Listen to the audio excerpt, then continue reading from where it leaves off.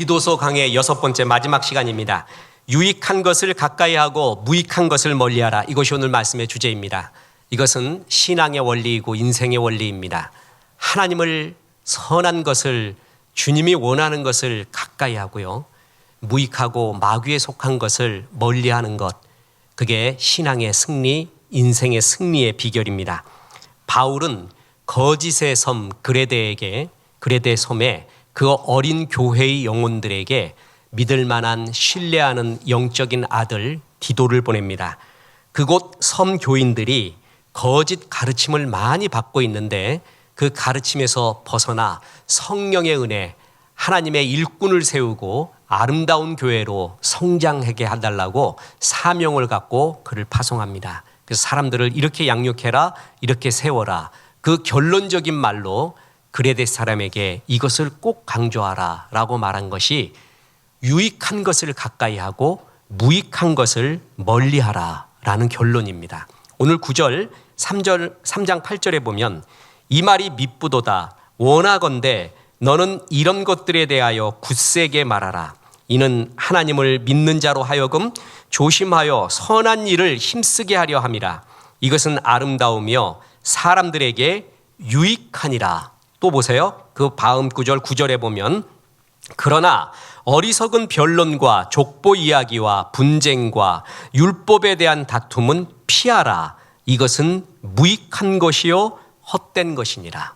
자, 유익한 것, 무익한 것을 말하죠. 유익한 것을 가까이 하라. 무익한 것을 피하라.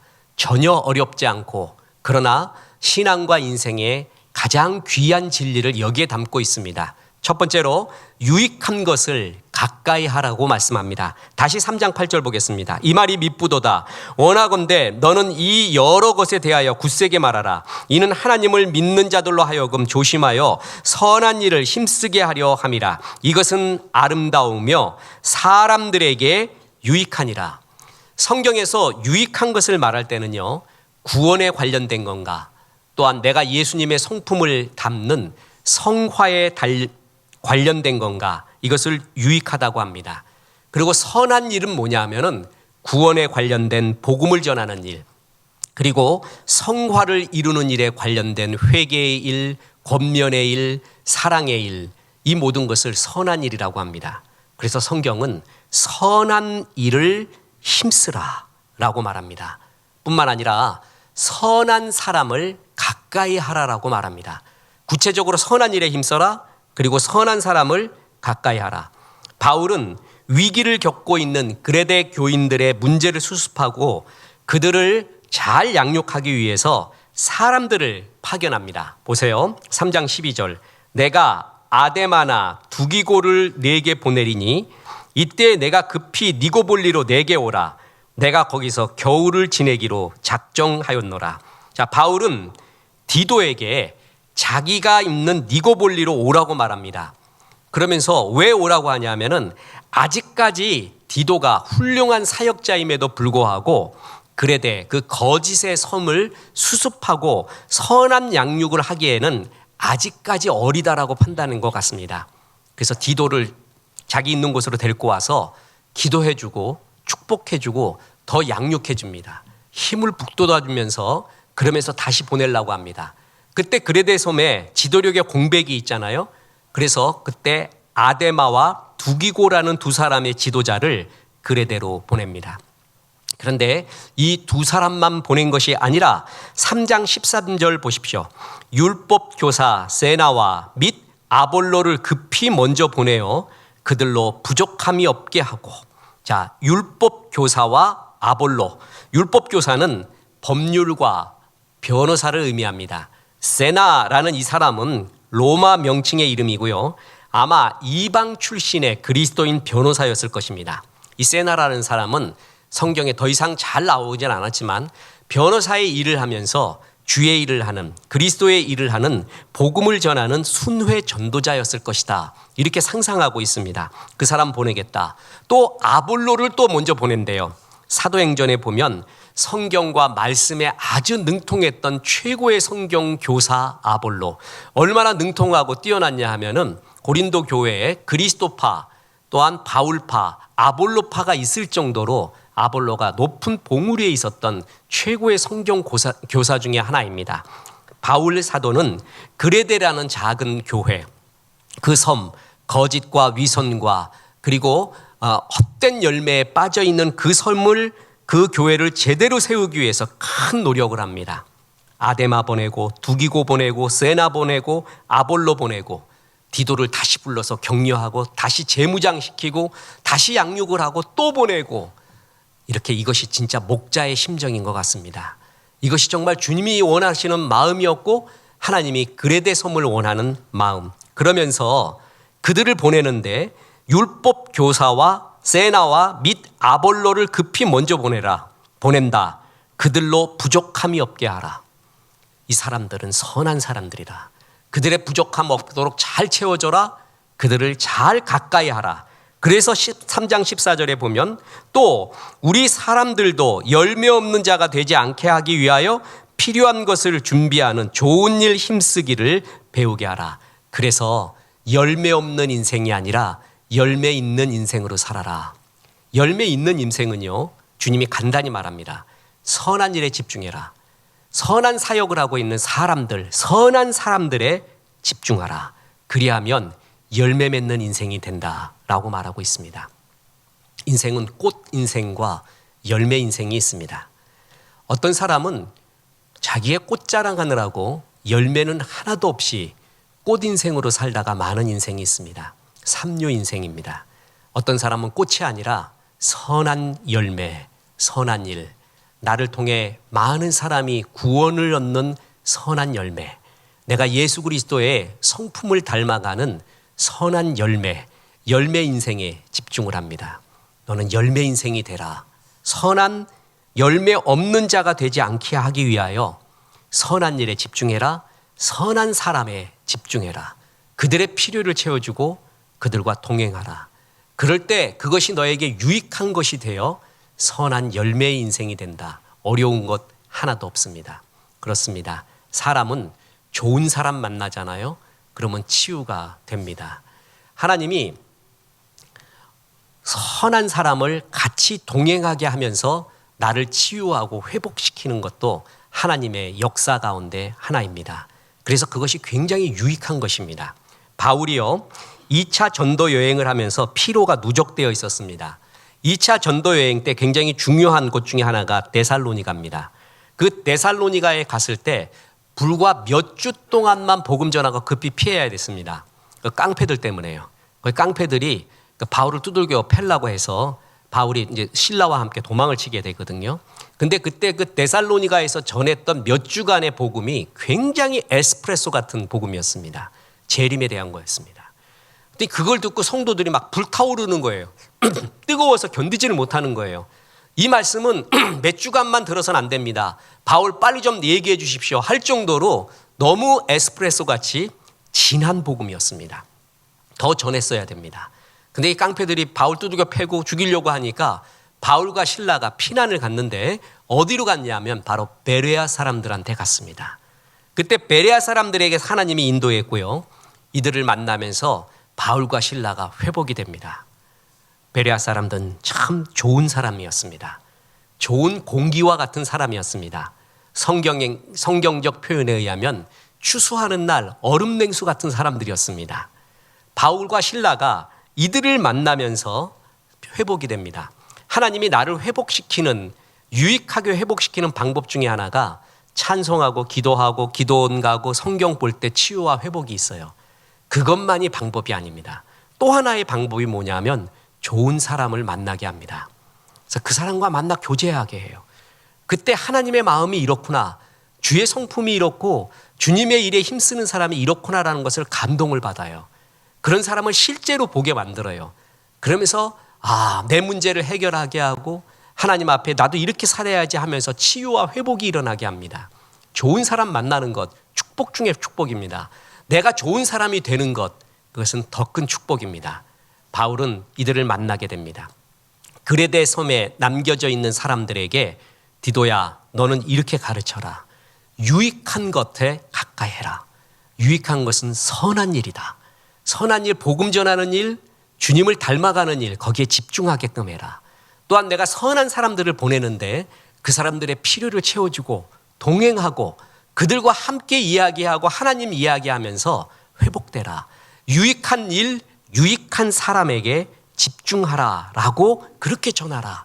그것이 바로 신앙 승리의 길이다라고 이야기를 합니다. 그렇습니다. 좋은 사람 만나면 회복됩니다. 원망하는 사람, 비판하는 사람 가까이 하잖아요. 정신건강에 별로 좋지 않습니다. 어떤 사람은 딱 10분만 얘기했는데도 내 속에 있는 에너지를 다 빼가는 사람이 있어요. 아니, 내 속에 있는 죄성을 다 끌어내요. 그러니까 내가 이렇게 악한 사람이었던가를 다 끌어내죠, 그 사람이. 너 원래 이렇게 약한 사람이 하고 다 끌어내줘요. 근데 어떤 사람은 내 속에 이렇게 선한 것이 있었는가 하는 선한 것을 다 끌어내는 사람이 있어요. 그런 사람과 가까이 해야 됩니다. 그런 사람 만나면 없던 힘도 막 생기고 나도 하고 싶은 마음이 막 들게 됩니다. 유익한 일, 유익한 사람과 가까이 하라. 향수 가게에 들어서면 아무것도 사지 않아도 그 향수 냄새가 내 몸에 배게 됩니다. 꿀을 다루고 있으면 조금은 그 꿀을 핫을 수가 있습니다. 제가 설교 때 수없이 말하는 파이프라인의 법칙. 내가 축복의 통로가 되잖아요. 내가 석유의 통로가 되면 내 파이프라인에는 항상 석유가 묻어 있습니다. 내가 물의 통로가 되잖아요. 그러면 내 파이프라인에는 물이 항상 묻어 있습니다. 내가 축복의 통로가 되잖아요. 그러면 내 통로, 내 삶의 통로에는 항상 축복이 묻어 있습니다. 이것이 얼마나 중요한지 모릅니다. 좋은 사람, 좋은 것을 내 것으로 만드는 길은 간단합니다. 좋은 것과 가까이 하는 것입니다. 특히 생각도 그렇습니다. 내가 좋은 생각을 가지려면요, 좋은 생각을 가까이 해야 됩니다. 우리는 투 트랙으로 살아요. 죄성이 있어서요, 언제나 좋은 생각, 나쁜 생각이 있습니다. 좋은 생각만 있는 사람 세상에 없습니다. 아무리 수련을 해도 그건 안 됩니다. 항상 두 개가 있거든요. 근데 나쁜 생각이 올 때는 지나갈 수가 있어요, 생각이. 근데 그것이 내 마음에 둥지트게 하는 것은 나의 책임입니다. 악한 마귀가 가룟 유다에게 예수를 팔려는 생각을 넣었더니 생각부터 시작이 되거든요. 그걸 지나가게 만들면 돼요, 그 생각이. 잠깐 지나올 수는 있어요. 근데 지나가게 만들면 되는데 그것을 품어요. 자기가 둥지를 틀게 만들어요. 그래서 나쁜 생각 속에 살게 되는 것입니다. 나쁜 생각이 들 때마다 찬송을 하십시오. 찬송이 얼마나 큰 힘이 있냐면은 사울이 악신이 들렸을 때도 찬송함으로 악신이 물러날 정도로 악한 마음, 생각들을 물리치는 최고의 하나님의 도구가 바로 찬양입니다. 그래서 찬양을 늘 찬송하면서 해보세요. 그러면 악한 생각이 들어올 때마다 그걸 물리치게 됩니다. 그리고 좋은 생각을 가까이 하게 되는 것이에요. 이게 삶의 신앙의 비결입니다. 내 마음까지도 아름답게 하기 위해서는 좋은 생각, 그것을 붙잡아야 됩니다. 하나님이 주신 좋은 마음을 붙잡아야 돼요. 주님이 분명히 약속을 했거든요. 그리스도의 사랑이 네 마음에 부은 바 되어 마음에 부어줬대요. 분명히 내 속에 죄성이 있어요. 나쁜 생각도 있어요. 근데 그걸 붙잡지 마세요. 그걸 가까이 하지 마세요. 거기에다 먹이를 주지 마세요. 좋은 생각에 시간을 주세요. 마음을 주세요.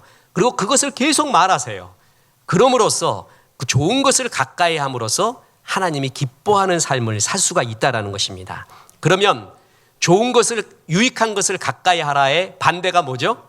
무익한 것은 멀리하라. 간단합니다. 두 번째의 원리, 무익한 것을 멀리하라. 3장 9절 보십시오. 그러나 어리석은 변론과 족보 이야기와 분쟁과 율법에 대한 다툼은 피하라. 이것은 무익한 것이요 헛된 것이라. 무익하고 악한 일은 버려라. 그러면서 바울 사도는 디도를 통해서 구체적으로 말하죠. 어리석은 변론, 족보 이야기, 분쟁, 율법에 대한 다툼 다 의미 없는 것이라는 거예요.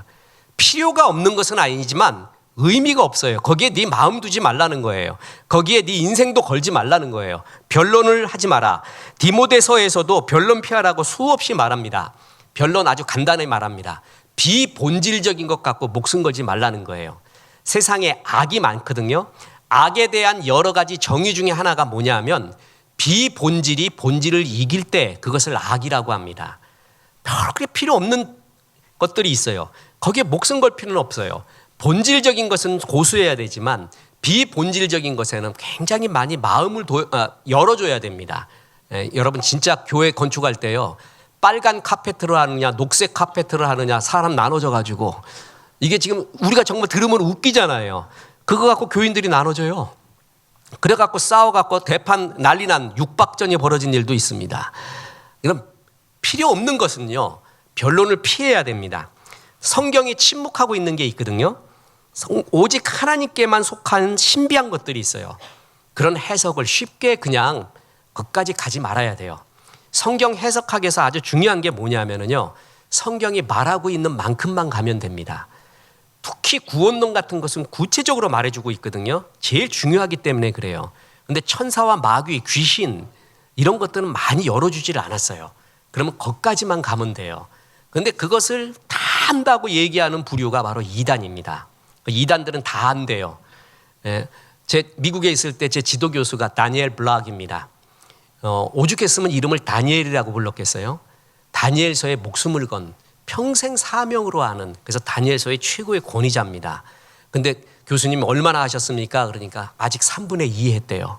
그러면 3분의 1은 내 아들이 할 거래요. 그래도 교수님 3분의 2까지 하셨으니 다행이네요. 그러니까 아버지가 3분의 1을 해놨었대. 그래서 자기가 그걸 하는 거래요. 그만큼 평생 그 천재 같은 사람이, 준비된 사람이 해도 안 되는 거를 어떻게 그렇게 쉽게 알아요? 이단들은 너무 쉽게 말하잖아요. 그러면서 말도 안 되는 이야기들을 꺼내놓으면서 얘기해요. 이게 변론들입니다. 성경이 말하지 않는 것은 곧까지 가야 되는데 넘어서까지 가면서 마치 대단한 주제인 양 이야기하면서요, 이런 것들을 뭐하라? 피하라. 또한 족보 이야기를 피하라고 했습니다. 족보는 우리가 생각하는 나는 어느 집안 몇 대 손이요 이런 얘기가 아니라, 히브리 사람들이 족보라고 말하는 것은 디모데서에서 신화라는 얘기입니다. 그러니까 헛된 신화와 족보 이야기를 금하라. 그 얘기는 뭐냐면 성경이 열어놓지 않은 것들에 대해서 얘기 꾸며내는 거예요. 다시 말해서 뭐냐면 아브라함, 이삭, 야곱, 요셉, 모세에 대해서 성경이 말하지 않는 사항이 있거든요. 그거를 추측하고 상상해서 자기가 끌어냅니다. 그래서 자기는 모세에 속한데 나는 다니엘의 신앙을 전수받았대. 그래서 파벌을 만듭니다. 그러면서 그것을 만들어내요. 근거도 없어요. 의미도 없고요. 그게 바로 끝없는 신화와 족보에 창념하지 말라라는 말입니다. 의미 없다고 해요. 이런 것들에 창념하잖아요. 변론, 신화, 족보에 집중하며 이야기하면 분쟁이 일어납니다. 그래서 그 결과로 분쟁이 일어나니까 이것도 피하라. 그리고 율법에 대한 다툼도 피하라 라고 말하잖아요. 이건 뭐냐면은 초대 교회에는 율법에 대한 두 가지 이단이 있었습니다. 하나는 갈라디아서에 나오는 율법주의자고 또 하나는 무율법주의자입니다. 쉽게 이야기해서 뭐냐면 예수를 믿어도 율법을 지켜야 구원을 얻는다라는 율법주의자. 그건 이단입니다. 그거는 그럼 예수의 보혈의 피가 의미 없죠. 오직 예수 그리스도를 믿음으로 말미암아 구원 얻는데 11조 해야 구원 얻지, 주일 성수 잘해야 구원 얻지, 헌신 잘해야 구원 얻지, 기도를 몇 시간 해야 구원 얻지. 그러면 예수는 어디 갔어요? 내가 한 것만 남았잖아요. 행위 구원이 되잖아요. 이것은 의미 없습니다. 옳지 않습니다. 이단적입니다. 이게 율법주의자의 이야기예요. 그래서 이런 것들은 피하라. 그럼 또 반대로 무율법주의자가 있습니다. 무율법주의자는 뭐냐면은 예수 그리스도의 보혈로 우리가 구원 얻었으니까 이제부터는 아무렇게나 살아도 된다라는 방탕주의입니다. 자신의 방탕을 정당화시키려는 것입니다. 우리는 오직 믿음으로 구원 얻습니다. 구원 얻은 사람은요, 예수 그리스도의 인격을 닮아가는 성화를 이루어야 됩니다. 그 성화를 이루기 위해서 굉장히 필요한 것이 율법입니다. 이제 율법으로 구원을 얻지는 못하지만 율법을 행함으로 성화를 이루어가요. 그런데 우리 인간은 죄성이 있어서 하나님이 하라, 하지 말라라는 율법, 말씀을 제대로 이룰 수가 없습니다. 그래서 성령께 의지해야 되는 것이에요. 우리는 온전히 이룰 수가 없죠.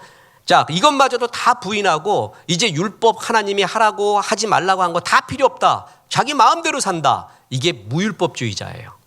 그럼 우리는 예수 믿는 사람 어떻게 율법을 지킬 수가 있는가? 로마서 8장 3절에 보물 같은 말이 나오죠. 잘 들어보세요. 율법이 육신으로 말미암아 연약하여 할 수 없는 그것을 하나님은 하시나니. 자, 그 구절을 잘 보고 있어요. 율법에서 하나님 말씀에서 하라 하지 말라는 것을 육신이 연약해서, 다시 말해서 우리 속에 죄성이 많아서 다 이룰 수 없다는 거예요. 특히 율법이 말하는 것 중에 마음의 법이 있습니다. 마음의 법. 십계명 중에도 굉장히 어려운 게 탐하지 말라고 했어요. 탐하지 말라. 그건 마음의 법이거든요. 마음은 못 지켜요. 다른 거는 비스무리하게 지켜도요, 마음만큼은 지킬 수가 없는 거예요. 율법으로 구원을 얻으려면은요, 마음의 법까지도 다 지켜야 되는데 그럴 사람은 없나니 하나도 없다는 거예요.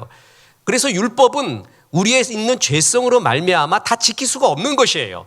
그런데 율법이 육신으로 말미암아 연약하여 할 수 없는 그것을 하나님은 하신대요. 그 다음 구절 보세요.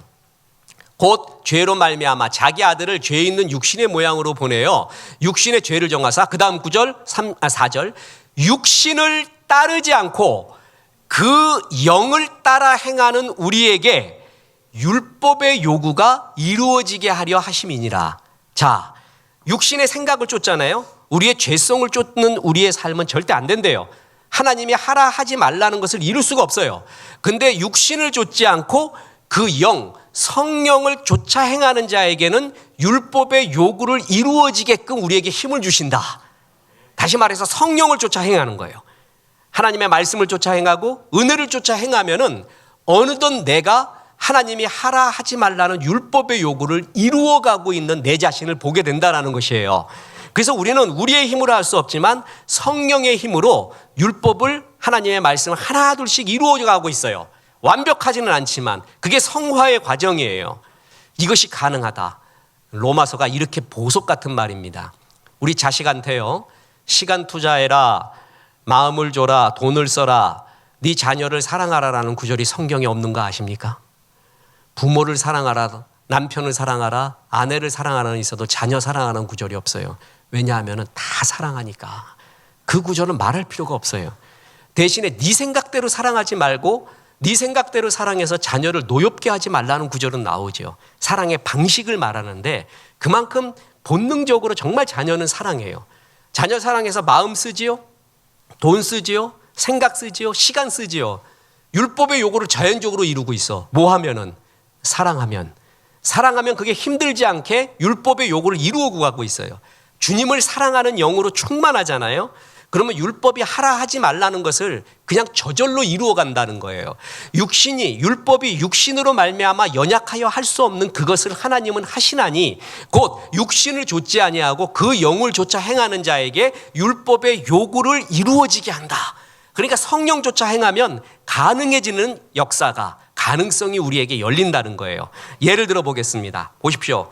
땅 위에 있는 배는요, 장정이 아무리 20명, 30명이 끌어도 땅 위에 있는 배는 끄기가 어려워요.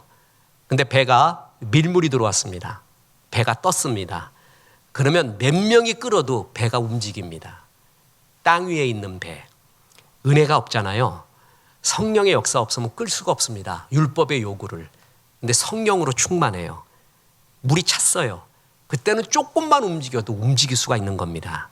이렇듯 너에게 길을 열어줬는데 율법이 필요 없다고 하는 사람들, 율법에 대한 논쟁들, 무율법주의자나 율법으로 구원 얻는다는 거나 이것은 전부 멀리하라.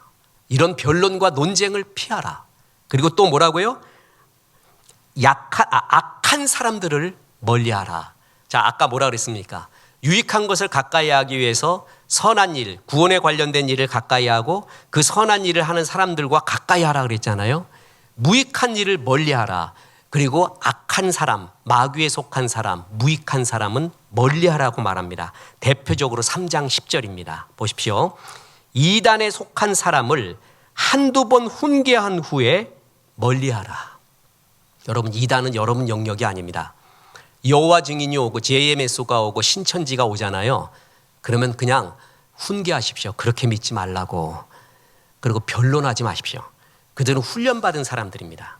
훈련받아서 여러분 당할 수가 없습니다. 성경에서 어떤 것은 피 흘리기까지 싸우라는 말이 있습니다. 그건 싸워야 돼요. 근데 어떤 건 싸우지 말고 피하라는 것이 있습니다. 정욕입니다. 이단입니다. 이런 것은 싸우지 말고 피하라. 성경이 말하는 게 맞거든요. 그들과 싸우다가 인생 다 허비합니다. 내가 해야 될 일 되게 많은데요. 그래서 이것은 피하라. 이 사람들과 가까이 하고 변론하기 시작하면 너도 악한 존재 된다. 3장 11절 보십시오. 이러한 사람은 내가 아는 바와 같이 부패하여 스스로 정죄한 자로서 죄를 짓느니라. 그랬으니까 가까이 하지 마라. 그 사람들과 변론하거나 이기려 하지 말고 멀리하라 라고 말합니다. 신천지 같은 이단 보십시오. 그 사람들이 많이 쓰는 말 중에 여호와의 모략이라는 말이 있습니다. 모략. 그 말을 정말 잘못 해석해 갔고요. 너 그런데 나쁜 데 다니니 교회가 목사님이 말하지 않는 곳 그런 이단스러운 곳에 다니니 그러면 안 다닌대요. 거짓말하기 시작합니다. 그런데 그 거짓말을 모략이라고 말합니다. 그래서 부모가 이렇게 말하면 또 이렇게 말하면 너는 이렇게 대응하라. 이렇게 말하면 이렇게 대응하라. 이렇게 말하면 이렇게 대응하라를 다 가르쳐요. 그게 전부 거짓말입니다. 근데 그것을 거짓말이라고 안 하고 뭐라 그래요? 모략이라고 합니다. 악한 존재들입니다. 참 악합니다. 여러분 이런 것은 아예 접촉하지 마십시오. 조금 이상한 사람들이 오잖아요. 그럼 간단합니다. 작은 목자, 담당 사역자, 담임 목사한테 주보만 갖고 오세요. 주보. 그곳에 말하는 주보만 갖고 오면 다 합니다. 거의 다 드러납니다. 그러면 사역자들이 딱 보고 이거 아닙니다. 뭐 합니다. 그러면 99.9%입니다. 거의 그 정도입니다. 여러분의 영역이 아니에요. 이런 것은 진짜 담당 사역자들한테 맡겨줘야 됩니다. 그래서 이런 것들을 뭐 하라? 피하라. 멀리하라. 악한 일들, 열매 없는 변론, 열매 없는 분쟁, 신화와 족보 이야기, 이단, 그 사람들은 멀리하라.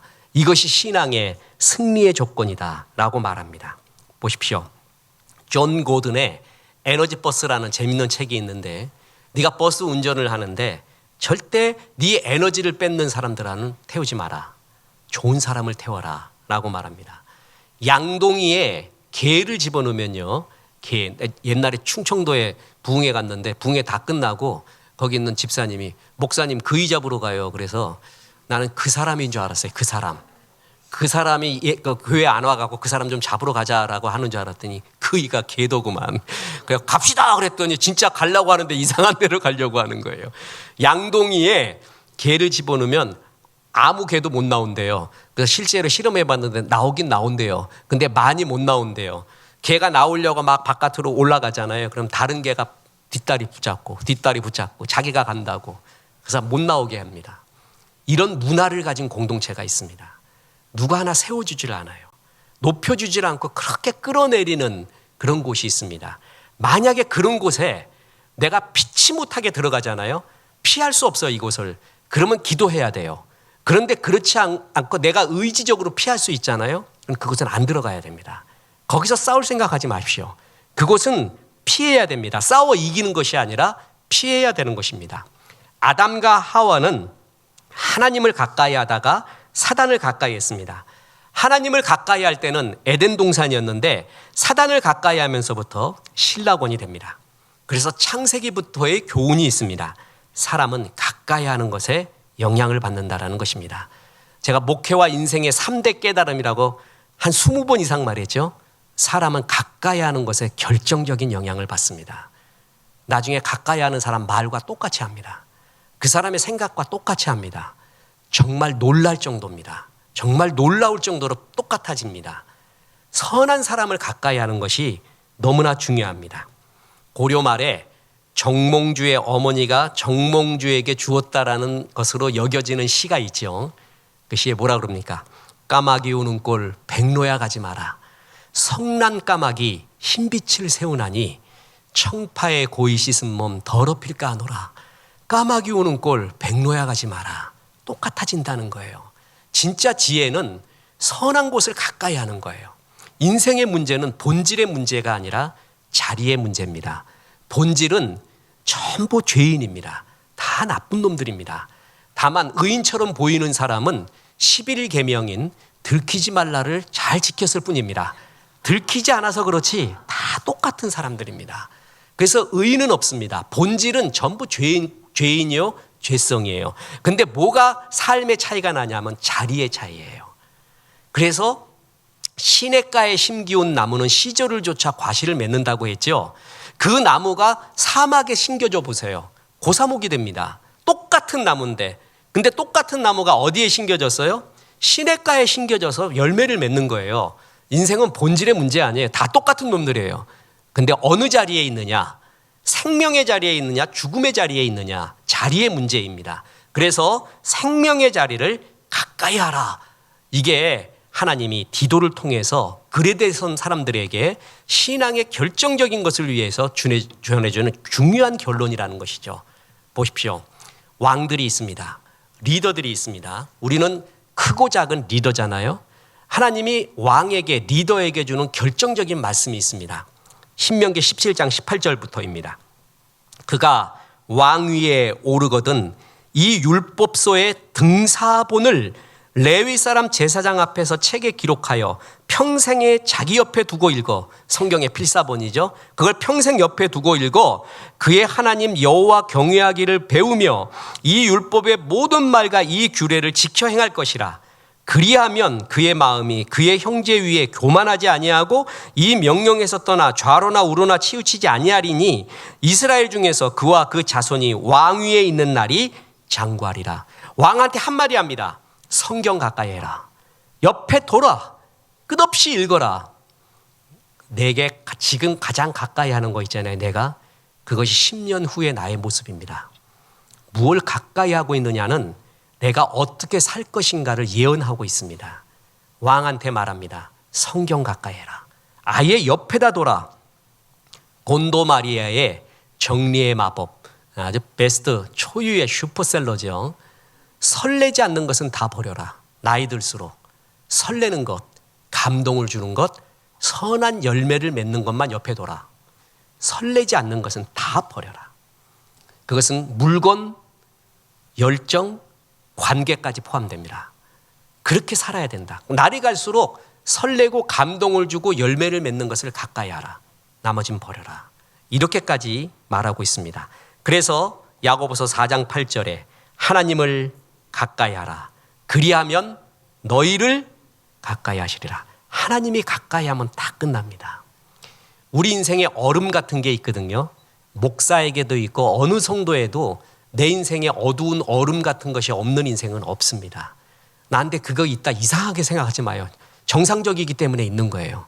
근데 얼음이 더 꽝꽝해지는 사람이 있고 얼음이 녹는 사람이 있습니다. 얼음은 깨는 게 아닙니다.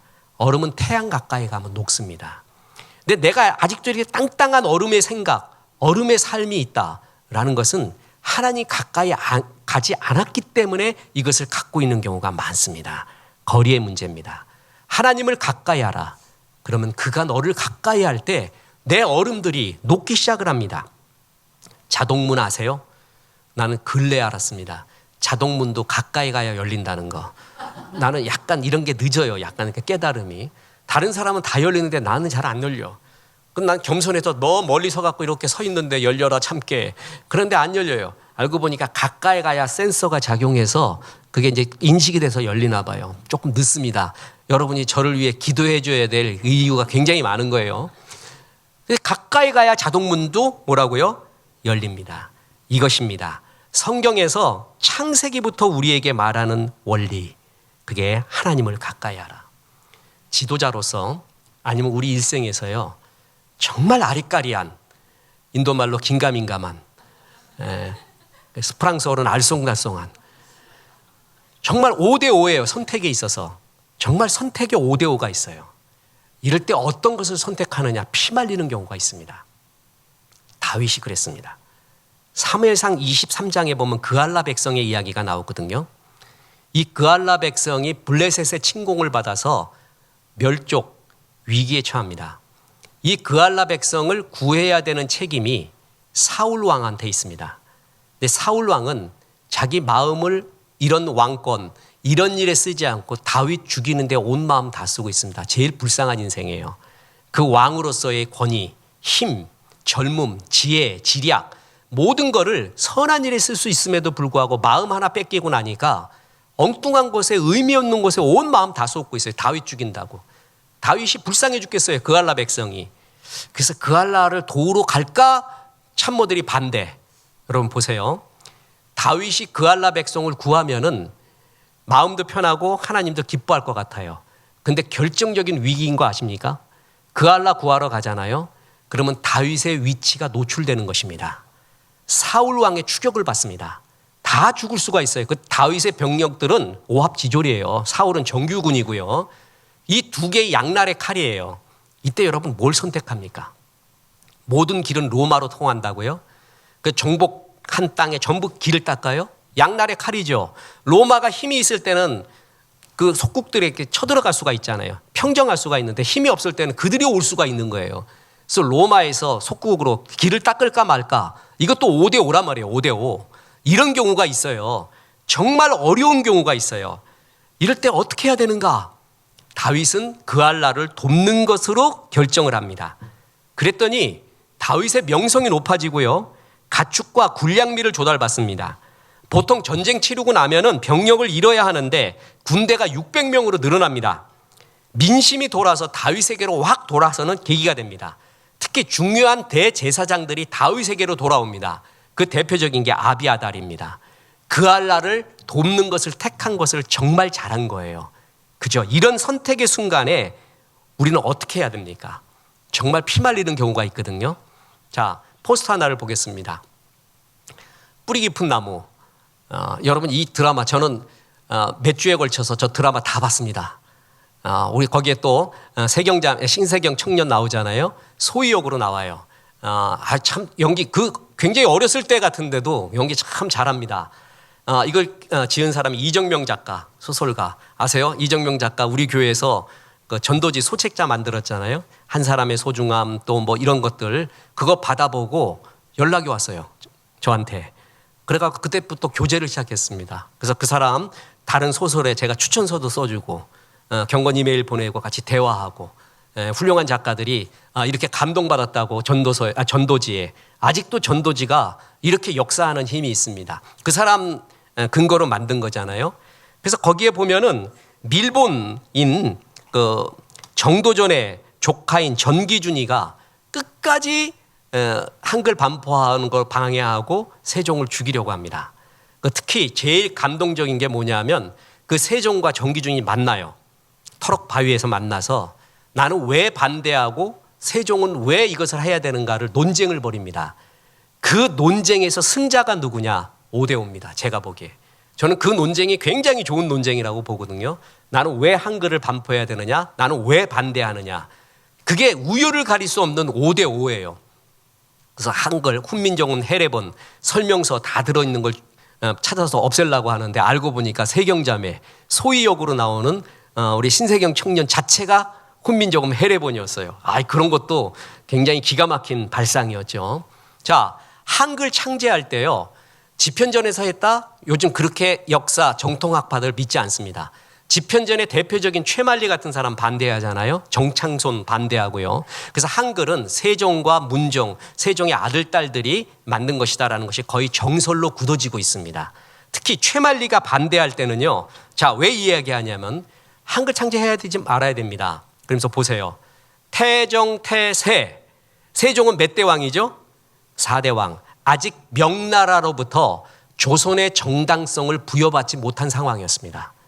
그런 가운데 한자가 아닌 한글을 만든다면 중국에서는 자기 나라 한자를 안 쓰고 다른 나라 언어를 쓰는 사람들을 오랑캐라고 하는데 대표적인 게 몽고, 여진족, 일본이 그렇습니다. 우리가 스스로 오랑캐 속에 들어가려고 합니까? 그리고 나란 말씀이 중국에 달라 문자와 서로 사뭇지 않아서 어린 백성들이 뜻을 알지 못해서 헤매는 경우가 많다고 했는데 그러면 이두가 있지 않습니까? 이두. 벌써 우리는 이두 문자가 있습니다. 그거 사용하면 되지 않습니까? 왜 명나라를 자극합니까? 정창손 하는 말은 백성의 글자 읽는다고 깨우치는 줄 아십니까? 왜 한자를 일부러 없애면서 진짜 중요한 걸 없애면서 헛된 것에 마음 쓰려고 합니까? 반대 논리예요. 내가 만약에 그때 상황으로 돌아가잖아요. 지금 우리는 한글이 얼마나 위대한 줄 알잖아요. 근데 그때 상황으로 돌아가면 나도 반대할 것 같아요. 무슨 얘기인지 아시겠어요? 그때 상황으로 진짜 돌아가서 그때의 관점으로 보면 이들의 논리가 더 많아요. 맞아요. 그런데 세종은 한글을 창제하잖아요. 이게 위대한 점이거든요. 리더가 여기서 피말리는 거예요. 5대 5예요. 이걸 해도 문제고 이걸 해도 문제고 이럴 때 뭘 택하느냐. 그래서 그런 말이 있습니다. B와 D 사이에 C가 있어요. B는 뭐죠? birth, D는 death. 그 사이에 C, choice, 선택이 있다. 인생은요, 작고 큰 선택의 연속이에요. 이때 정말 어떤 걸 택해야 되는가? 다윗이 그알라를 도울 수도 있고 안 도울 수도 있는 거예요. 확률은 좋은 점과 나쁜 점은 5대 5예요. 근데 그알라를 잘 택했잖아요. 이럴 때 어떻게 그것을 잘 택했는가? 다윗이 하나님과 가까이 있었던 친밀성 때문에 그렇습니다. 다시 말합니다. 이런 선택이 있었잖아요. 다윗은 기도했습니다. 보세요. 사무엘상 23장 2절. 이에 다윗이 여호와께 묻자와 이르되 내가 가서 이 블레셋 사람들을 치리이까? 여호와께서 다윗에게 이르시되 가서 블레셋 사람을 치고 그알라를 구원하라. 하나님께 묻고 하나님은 뭐라고요? 대답하고 여호와께 묻고 이게 다윗의 영성이었고 하나님은 대답했고 이게 하나님이 다윗을 향한 사랑이었고 그런데 또 한 번 묻습니다. 다윗이 여호와께 다시 묻자온데 여호와께서 대답하여 이르시되 일어나 그알라로 내려가라. 내가 블레셋 사람을 내 손에 넘기리라 하신지라. 또 물어봤는데도 주님은 또 대답합니다. 다시 말합니다. 그때 그알라를 도와야 되나 안 도와야 되냐는 피말리는 싸움입니다. 대개 안 도와줘야 된다라는 쪽으로 흐를 수도 있었습니다. 다윗의 마음에는 도전이 있었습니다. 그래서 이것이 주님 어떤 걸 택해야겠습니까? 라고 뭘 했어요? 기도를 했는데 주님이 응답하는 다윗과 하나님과의 친밀한 영성이 다윗의 삶에 최고의 힘이었고 영광이었고 은혜였다라는 것입니다. 바로 이것입니다. 다윗이 정말 주께로 가까이 갔어요. 그래서 선택할 수가 있었습니다. 그래서 다윗이 시편 3편 6절에 천만인이 나를 애워싸 진친다 하여도 나는 두려워하지 아니하리다. 이유가 뭐죠? 하나님이 가까이 있다. 또한 시편 20편 7절에 어떤 사람은 병거 어떤 사람은 말을 의지하나 우리는 여호와 우리 하나님의 이름을 자랑하리로다. 병거와 말, 현실적인 능력과 현실적인 판단력을 의미합니다. 그런데 다시 말하지만 굉장히 중요해요. 현실적인 능력과 판단력. 그런데 어느 선택의 순간에 있어서는 아까 말한 것처럼 그 일날을 칠까요 말까요? 도와줄까요 말까요? 한글을 창제할까요 말까요? 아무리 현실적 능력이 있어도 5대5, 6대4, 7대3으로 잘못된 선택을 할 수 있는 가능성이 우리에게 항상 있다는 것이죠. 그때 하나님께 가까이 갔던 거 다윗이 물었어요? 한 번 갖고 안 됐어요? 또 물었어요. 그랬더니 주님이 또 대답해요. 이게 다윗이 선택할 수 있었던 승리의 비결이었습니다. 그렇습니다. 하나님이 우리에게 요구하는 거는요, 능력이 더 나아지라고 말하는 게 아닙니다. 그러면 그걸 이룰 사람 별로 없습니다. 그런데 하나님이 우리에게 말씀하는 것은 능력이 더 커져라가 아니라 주께 가까이 와라 라는 자리의 문제입니다. 항상 주님은 성경을 통해서 말하는 게 나한테 가까이 오래요. 예배의 자리, 헌신의 자리, 성경 공부의 자리, 전도 선교의 자리에 가까이 오래요. 그러면 된대요. 바로 이 가까이 하는 힘, 여기서부터 하나님의 영광과 은혜가 나타납니다. 안개 속에 있으면 자신도 모르게 옷이 젖어버립니다. 동무사나와 뺨 맞고 모진 놈 옆에 있다가 벼락 맞는다는 말도 있습니다. 사람 가까이 좋은 사람이 있잖아요. 그러면 내가 변합니다. 그래서 하나님은 항상 좋은 것을 가까이 해라. 좋은 생각을 가까이 해라. 좋은 사람을 가까이 해라.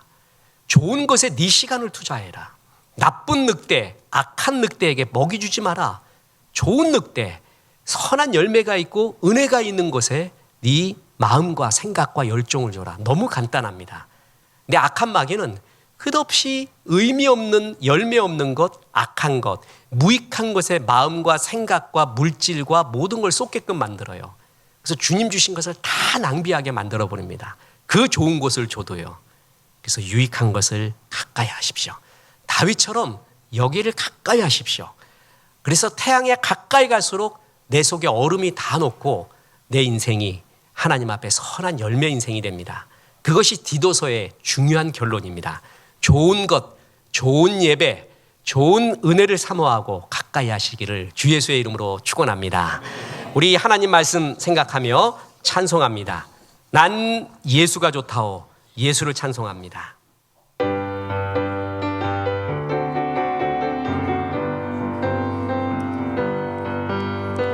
많은 사람들 참된 진리를 모른 채 주님 곁을 떠나갔지만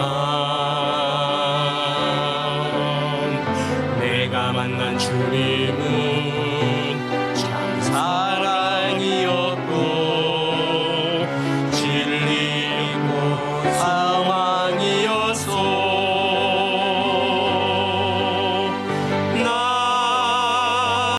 예수가 좋다오. 난 예수가 좋다오. 주를 사랑한다 넌 베드로 고백처럼 난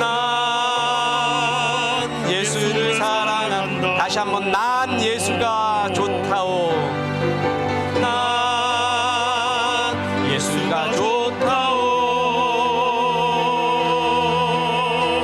난 예수가 좋다오.